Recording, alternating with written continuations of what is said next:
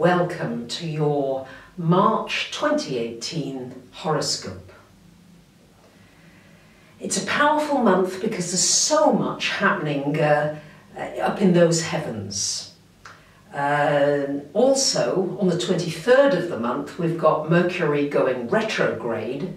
So I'm going to suggest that because Mercury rules technology, that you back up your hard drive, you upload any software that you might need, you get anything fixed in advance of the retrograde if you can, that you can make travel plans, ideally before it goes retrograde.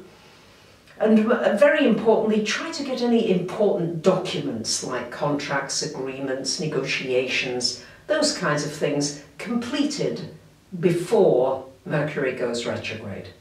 Now if you can't, don't worry about it, it's not the end of the world, but it just may mean that you have to repeat things or do something over again, which can just be a bit tedious. So that's the heads up about the Mercury retro coming.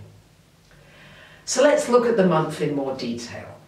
On the 1st of the month, we've got a full moon happening up here in your 11th house, Scorpio. So wherever there's a full moon, it's shining a light.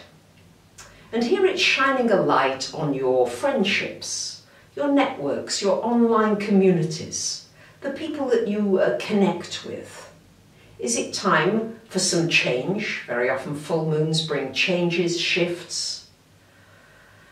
Out with the old, in with the new. Sometimes it can mean that it's an opportunity for you to meet some new people, some different groups, to connect with people that you wouldn't normally connect with.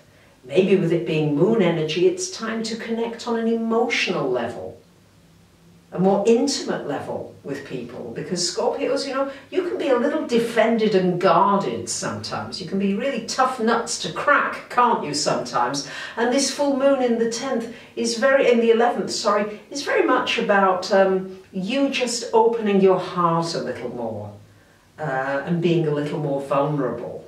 And then seeing what happens, seeing some of the magic that may come from that.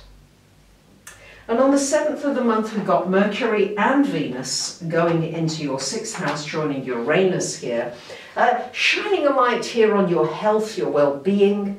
Really good time for doing something, maybe pampering for your body. Venus there, really nice to get a massage, to maybe just go for a spa somewhere, swim in some warm waters, even a warm shower luxuriously with maybe a bath with aromatherapy oils, but do something nice for your physical well-being.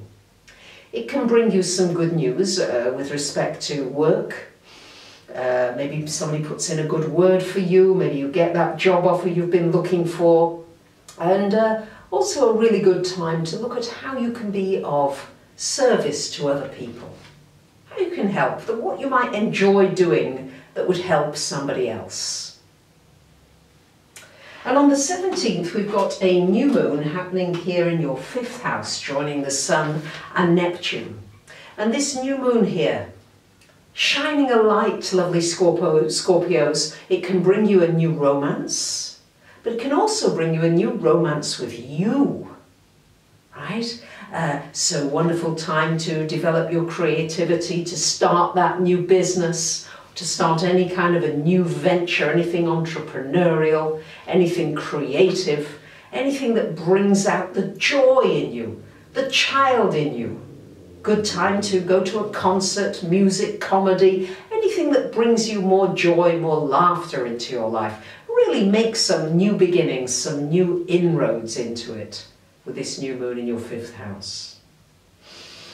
And on the 18th of the month, we've got Mars coming to join Pluto and Saturn in your 3rd house. And Mars is all about action, right? Mars is all about taking action as far as learning, study is concerned. It's a really good time for learning something new, for putting energy into something, giving it an effort. It's a good time for networking.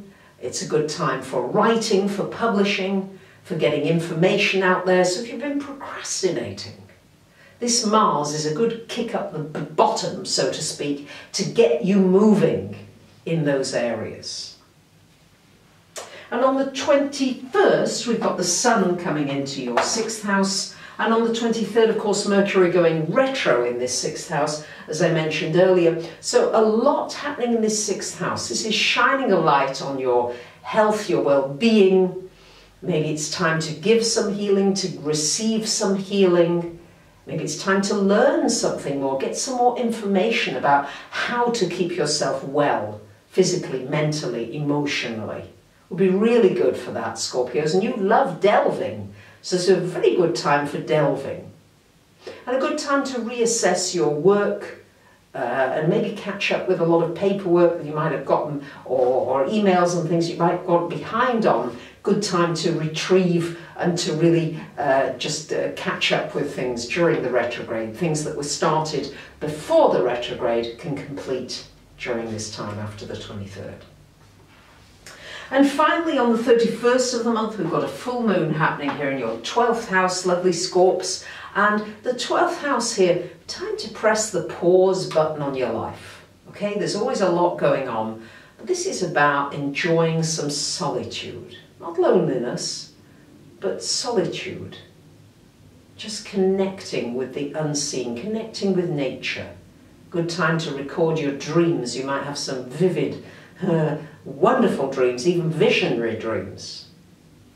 Good time to study astrology, maybe go more deeply into your chart, learn more about you on a deeper level, and just a really good time to do anything that just takes you out of the bustle and hustle of everyday life and just gives you a little breather. So there you have it, lovely Scorpios. I wish you a wonderful month, and I thank you for commenting, sharing and subscribing. Bye for now.